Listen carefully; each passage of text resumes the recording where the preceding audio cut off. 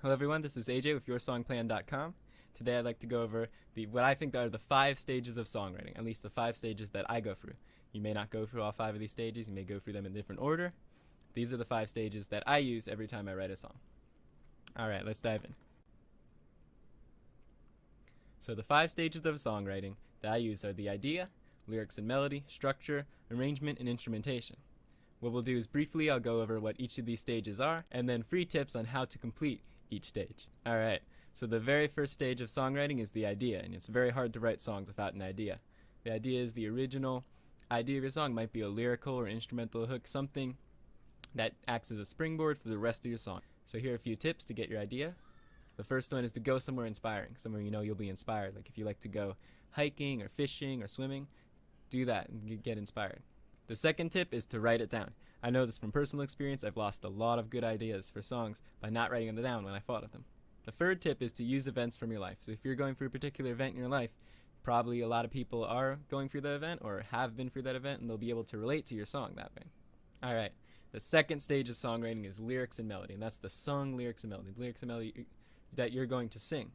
So the first tip for that is to try different combinations. You don't need to settle on the first original lyrics and melody that you come up with. You can try different ways, switch them around, switch the melody with the lyrics. The second tip is to let it flow. Make sure everything is flowing nicely, and more importantly communicates the vibe that you want to communicate. So if you need to change the lyrics to something that doesn't make grammatical sense, then that's okay. If that communicates what you want to communicate for your song, then that's great. Let it flow.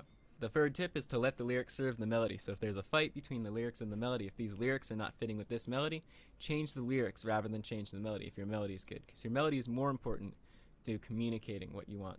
The third stage of songwriting is structure. And every song needs to have a structure. This is the intro, verse, chorus, second verse, chorus, however your song is set up, however the pieces of your song are pieced together.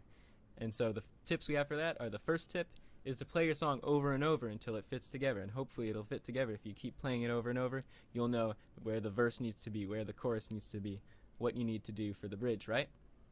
And the second tip is to try different combinations. Don't settle on the first structure that you have right away. It might not be the best. If you keep trying, eventually you'll find the best combination.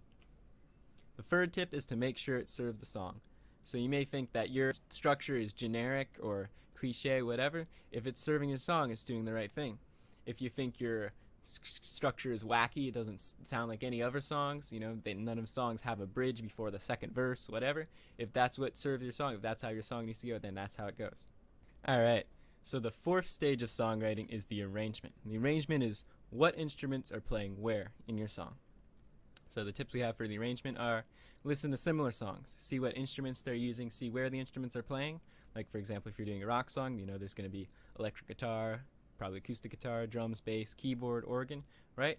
Certain genres have certain instruments that they use, so listen to similar songs in your genre or the type of song you're doing for ideas of what instruments to use. So the second tip is to add interest-free changes. So don't use the same instruments all the way through, or don't use the same instruments the same way all the way through. Change, have the drums cut out, have them come back in, have the bass cut out, come back in, change things up. And then the third tip is to focus on drums and bass. Those are going to be the most important things on communicating the vibe and the feel of your song.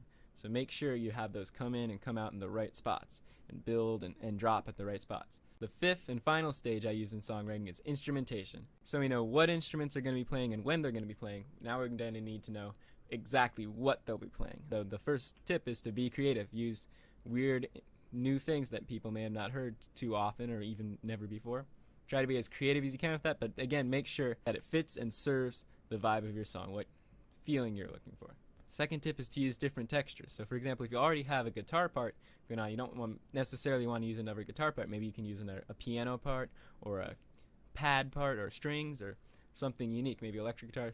Use different textures. So the more different textures and complementary textures you can use, the more interesting your song will be. So the third and final tip is to use instrumental hooks. If you don't know what an instrumental hook is, here's a great example.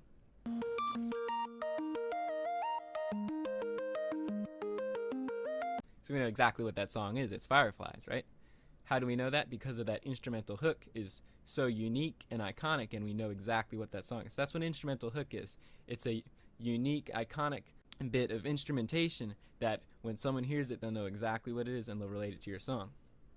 It's a very good idea to use instrumental hooks in your instrumentation. All right. Thank you so much for watching. I hope this helped.